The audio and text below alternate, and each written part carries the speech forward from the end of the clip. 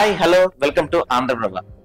కొత్తగా పీకే అంటే పవన్ కళ్యాణ్ అనుకోకండి, ప్రశాంత్ కిషోర్.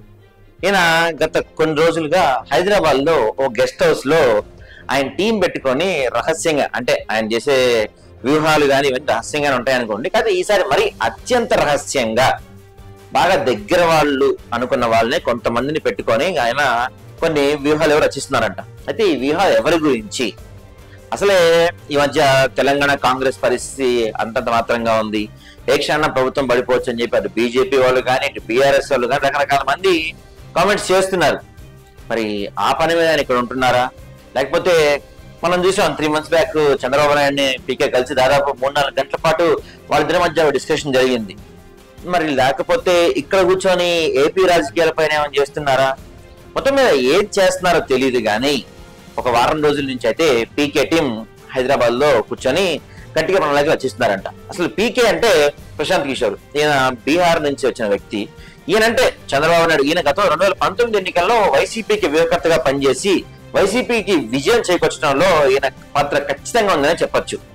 ఆ తర్వాత ఈయన ఇప్పుడు 2019 ఎలక్షన్స్ తర్వాత అప్పుడు చంద్రబాబు నాయుడు చాలా ఘాటుగా, అంటే బీహార్ డెకాయిట్ అని చెప్పి ఇలా రకరకాల పదాలతో చంద్రబాబు నాయుడిని ఈయనని చాలా ఘాటుగా విమర్శించారని చెప్పొచ్చు.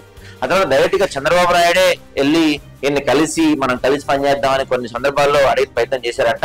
ఆ విషయం నేను వద్దనా అనే విషయం ఈయనే ప్రశాంత్ కిషోర్ డైరెక్ట్ గా మీడియా ముందు చెప్పారు. కాకపోతే మళ్ళీ 3 months బ్యాక్ క్రితం కలిసి చర్చలు జరిగినాయి. ఆయన వీళ్ళు కలిసి పనిచేస్తారా లేదా అన్నది తెలియదు కానీ ఒక చర్చలు జరిగాయి. కాకపోతే ఈ టీడీపీ వాళ్ళు కానీ వీళ్ళు చెప్తున్న దాని ప్రకారం ప్రశాంత్ కిషోర్ టీడీపీకి పనిచేస్తాడు అనే ఒక వార్త కూడా వినిపిస్తుంది.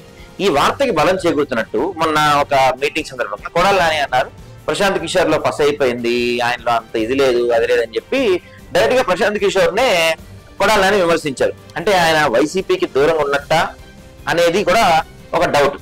సరే, ఇప్పుడు చూస్తున్న సునీల్ కనుగోలు తెలంగాణ కాంగ్రెస్ కానీ కర్ణాటక కాంగ్రెస్ కానీ వ్యూహకర్తగా పనిచేసిన సునీల్ కనుగోలు కానీ, ఇప్పుడు తెలంగాణ మన ఏపీలో టీడీపీ జనసేనకి పనిచేస్తున్న రాబిన్ శర్మ కానీ వీళ్ళంతా కూడా ఒకప్పుడు పీకే టీం నుంచి వచ్చిన వాళ్ళే.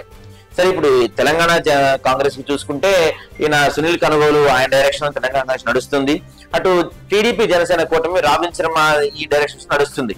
మరి ఇప్పుడు ఈ పీకే ఇక్కడ హైదరాబాద్ లో మకం పెట్టి ఎవరికి అనుకూలంగా ఆయన చేస్తున్నారు, ఎవరిని గెలిపిస్తానక లేకపోతే ఎవరన్నా ఓడిస్తానక వ్యూహం రచిస్తున్నారు అనేది మాత్రం ఎవరికి అందుపట్టట్లేదు. కాకపోతే ఆయన ఉంటే మాత్రం ఖచ్చితంగా గెలుపు మాదే అని అనుకునే వర్గాలు, ఆయన ఉంటే మనం ఇంకొంచెం ఎక్కువ కష్టపడాలి అబ్బా అనుకునే ప్రత్యర్థులు కూడా ఆయనకు ఉన్నారు.